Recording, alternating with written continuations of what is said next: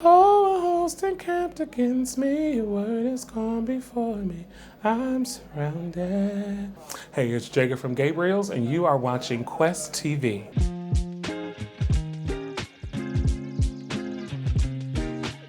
My kindergarten teacher, she played the piano. Her name is Carol Sanders. It was a Christian private school, and she would sing, and so she would write songs, and we would sing them. So she would play the piano, and then to make sure I got to the right note, she would kind of sing the note in my ear, and then I would catch it, and then I would sing along. That's probably my first musical memory, probably. My grandmother in the kitchen making coffee. The first concert I ever saw was a gospel concert called Hopeville. It was Yolanda Adams, Kirk Franklin, and Donnie McClurkin. The first time we ever played Glastonbury, it was just unconscionable. They told us nobody was gonna be there. You guys are a new artist. We played at like 2:30 in the afternoon on a Saturday. We thought everyone was gonna be hungover. There was like maybe 10 or 15,000 people waiting for us on the grass at 2 o'clock in the afternoon at a festival. That's unheard of. And we were brand new. We didn't have an album out. I think we might have put out an EP, but we were brand new, yeah. Maybe in the rainforest. That would be really cool to like do a show in the rainforest with like the birds. Ah, ah, ah, ah, ooh! That would be pretty cool. Oh my gosh, it's such a hard question. Prince on guitar, Terrace Martin, Kamasi Washington, Quincy Jones, of course. Oleta Adams, I love Oleta. I don't know if she would sing or play. Maybe she would sing and play. Elton John. Whitney Houston would have to sing for sure. Whitney Houston, Luther Vandross, and like CeCe Winans on backgrounds. That would be off the chain. Carlos Santana. Oh, this is hard. I wish I had written I Believe in You and Me.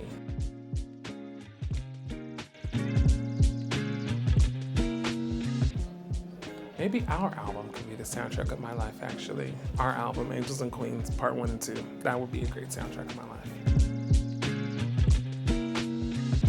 The Miseducation of Lauryn Hill, The Best of BB and CeCe Winans, and Aretha Franklin live with, she did an album with an orchestra. Those are the 3 albums. Oh, so at We Love Green, We Love Green is a festival in Paris, and moved to a big stage. So I decided I was gonna sit on the edge of the stage and like finish the song. And then I was like, oh, I'm too big, I can't get up. So I had to like slide down and get the security to help me. That was pretty funny. I thought I was gonna die. I don't eat like 4 or 5 hours before the show. I drink water, like apple juice, sometimes tea, but mostly water. I stretch, jump up and down a little bit, and then I hug everybody in the band before we go on stage. That's like my ritual, yeah. It wouldn't be a mistake, you know? You gotta find joy in everything, you know? And even if it's not, it's gonna sound crazy, everything is a song, so even if I'm not able to sing, I still find joy in meeting people. And singing helps me to fulfill a greater purpose than myself. So like singing, I get gratification knowing that I'm doing something to make the world a better place, hopefully, or to touch people. So without music, I hope that I would find something to still do that same thing. You have to find your joy in life.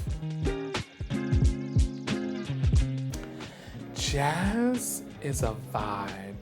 Jazz is a feeling. I think jazz is like the root of everything. I think everything kind of comes from jazz. And jazz can be anything.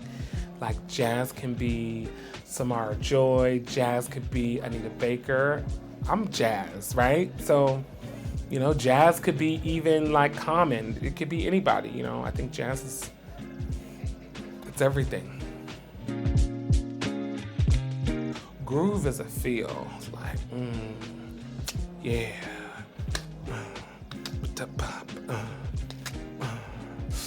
Ooh. And you can feel that, right? That's the groove. And it could be any groove. Groove is like a river. It's like a rhythmic river, and it may flow in a different way or a different vibe, but you can always hop in the river. That's groove. So I don't play music while making love, just FYI. I will get distracted. Was that a C over 5? Oh my God, that was a C5. That was a B6. No, oh my God, no. I do not want to listen to music while I am making love, okay? Please don't, because I'm gonna start singing along. I think artificial intelligence is trash. Do not make music with our AI. Sorry, don't do that. If I was not a professional musician, I'd either be a doctor or an educator or a therapist. Those are a lot, huh? You can always be better. You can always be stronger, always. For me, I'm always looking for opportunities to sing. Keep your tools sharp and practice. You cannot, it's not just gonna happen. You're not just gonna by osmosis get better. Practice. You should be practicing every day. Every day, you should be writing a song, you should be singing, you should be doing vocal exercises. If you play the piano, you should be playing the piano. And always look to be better. Learn new voicings.